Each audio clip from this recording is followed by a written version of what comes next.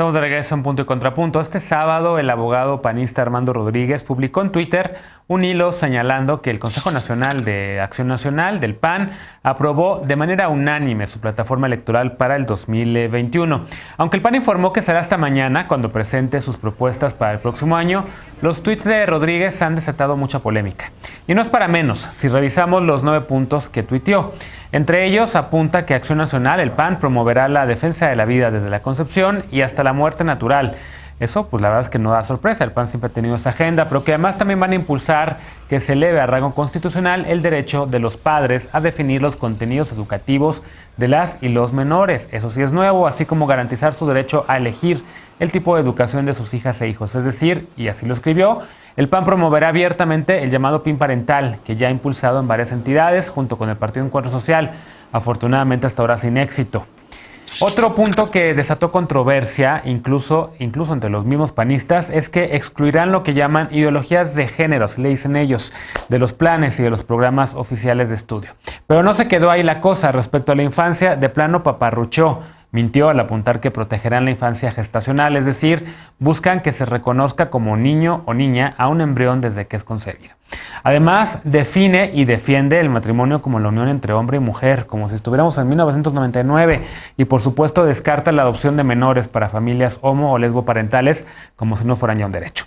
Rodríguez definió al PAN como un partido orgullosamente conservador y apuntó que los principios de esta plataforma buscan hacer frente al avance del comunismo internacional. Así lo escribió. A ver, Martín, tú tenías ganas de volver a retomar el tema de las alianzas en el bloque anterior. Empiezo contigo. ¿Cómo ves esto? ¿Y cómo pone esto a los aliados de esta alianza del PAN? Si es o no, que se confirma, digamos, que esta será la plataforma. Ana Villagrán nos comentaba en el chat que todavía no estaba definida y que había incluso por ahí Margarita Martínez Fischer le contestaba a este abogado diciéndole que eso no estaba siendo aprobado. Pero bueno, a ver qué tal, qué es lo que ocurre, digamos, mañana. Pero ¿cómo ponen al PRI y al PRD en aprietos con esta plataforma?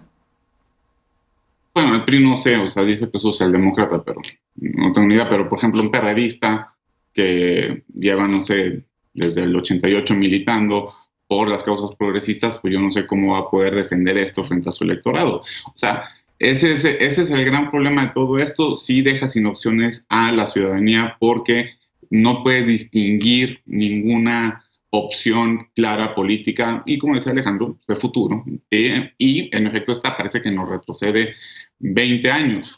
El problema es pues esta lucha por el poder. Ahora, es una coalición, le voy a hacer un poco también lo que dicen los defensores de la alianza, ¿no? Es una coalición flexible, solamente van en 158 distritos electorales, esto no significa que vaya a ser una coalición de gobierno, etcétera.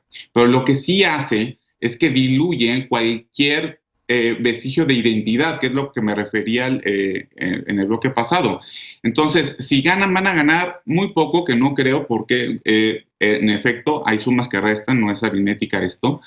Y segundo, el problema es que después del descontón que les dieron en 2018, cuando se unió PAN con el PRD, con Ricardo Anaya, y también estaba, por ejemplo, el Movimiento Ciudadano, bueno, pues obviamente la identidad se diluye muchísimo, y eso sí pega al militante, y los partidos están hechos de militante. Y nada más quiero acabar con una cita que le escuché a Sofía Castro, que me encantó, porque pues que yo creo que describe muy bien lo que está pasando ahorita. O sea, ahorita parece que se están organizando estos partidos para quitarle la mayoría a la actual mayoría, para que ellos, la anterior mayoría de la que apenas nos libramos, recupere su mayoría. O sea, es una contradicción enorme lo que estamos viendo si queremos que haya un proceso democrático, que haya opciones y que tenga futuro. Le estamos dando la razón al presidente. Bien. A ver, ¿cómo lo ves, Estefanía? Esta plataforma que todavía no sabemos si es cierto o no. Ana nos dice que hay que esperar todavía. También muchas figuras del PAN salieron en redes sociales a desmentir a este abogado. Pero pues ahí está el tema, ¿no? Digamos que el tema de la concepción de la vida desde el inicio, desde la concepción, tal y como le dicen los panistas. Ese tema siempre ha estado ahí, pero hay ahora otros, como el PIN parental y de nueva cuenta el rechazo al matrimonio igualitario. A ver, cierto o no, hay personajes dentro del PAN que aprueban y que incluso quisieran más de esto que se puso sobre la mesa. Eso no lo pueden negar ni siquiera Maggie Fischer ni el ala liberal de la Ciudad de México, porque no es verdad. La mayoría del PAN es conservador. Eso quiere decir que el ala más liberal del PAN, entre comillas humanista, ha perdido la batalla dentro del partido, lo que quiere decir que lo que van a hacer es ser el partido que siempre han sido, pero sin máscaras, porque luego van a mentir a ciertos lugares, a decir, no, es que a mí sí me gusta, pero luego dentro de su partido votan a favor de estas plataformas porque son muy institucionales. Y entonces, bueno, fuera máscaras, el PAN representa eso, un partido en realidad antiderechos, un partido de derecha, y que no propone nada más que su plataforma de siempre, ¿no? No ha cambiado mucho su plataforma, quizás se ha hecho más intolerante porque han cambiado los tiempos y porque hemos ganado más batallas dentro del progresismo, entonces quizás se han vuelto más reacios a la idea del cambio. Tú bien lo decías, 1999, pues hay cosas de estas que me suenan a 1960, precisamente como a ese PAN que no quiere transitar a la modernidad.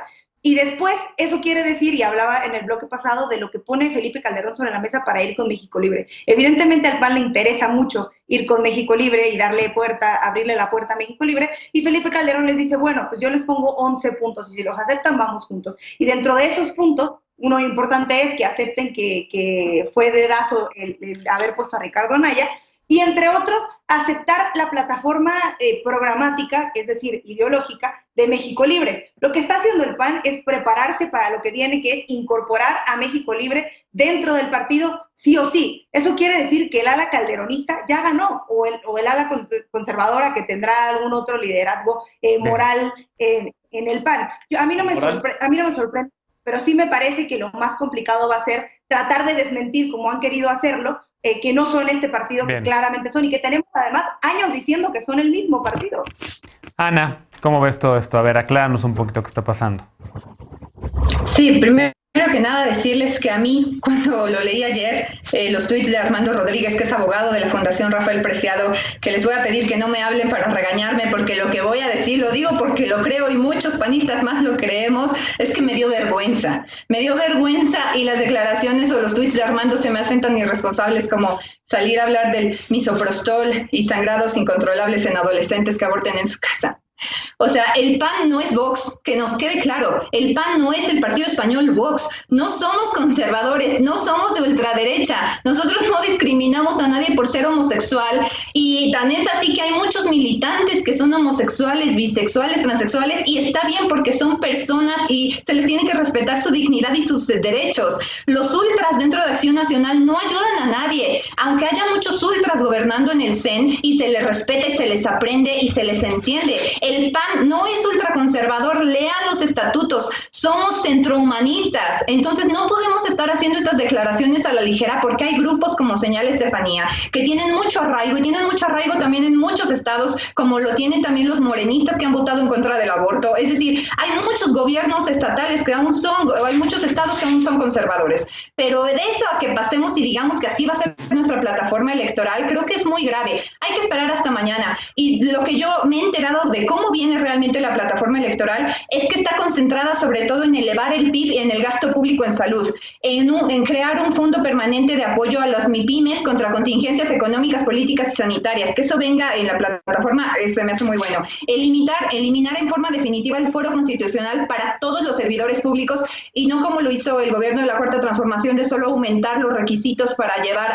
a un juicio político, sino eliminarlo realmente. Y el combate frontal a criminales, eso forma parte de la plataforma electoral.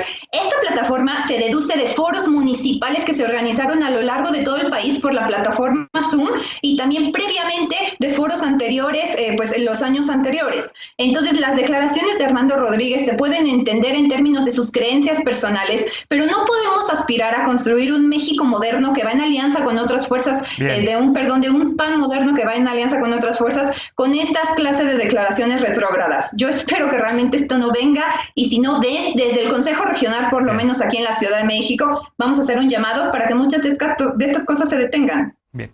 ¿Cómo lo ves, Alejandro? Ana siempre también, la verdad hay que decirlo, siempre se desmarca cada vez que algún panista sale con algunos comentarios, sobre todo respecto a los temas de los derechos de las parejas del mismo sexo, no respecto al tema del derecho a decidir. En eso Ana también ahí coincide con la plataforma de su partido, pero en estos otros temas, ¿cómo lo ves? Y qué decir, digamos, de los otros partidos que se van a sumar en esta alianza flexible que incluye, pues incluso ir en contra de sus propios principios.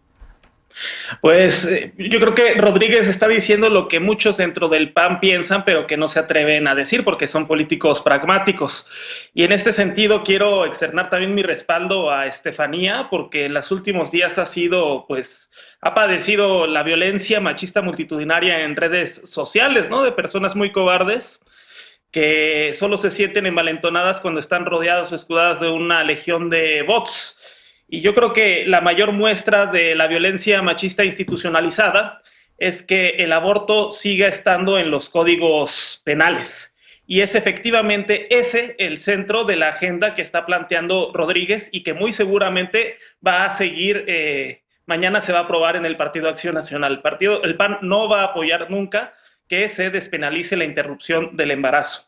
Y esto evidentemente, este pensamiento oscurantista propio del medioevo, pues va a entrar en contradicciones con dos partidos coaligados, que son el PRI y el PRD, que se asumen socialdemócratas en su declaración de principios y que forman parte de la Internacional Socialista, y que esta internacional pues debería expulsarlos, así como la Internacional de los Partidos Verdes expulsó en su momento al Verde Ecologista de México porque pues no tenía de verde más que el membrete.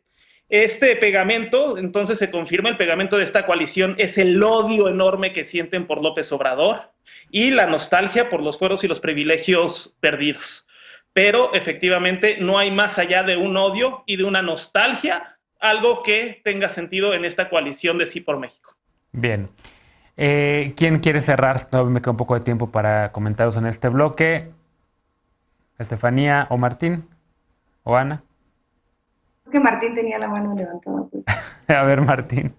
No, es que, o sea, a mí me encanta escuchar a Ana, sí, y qué bueno, pero, o sea, eso no es un partido conservador.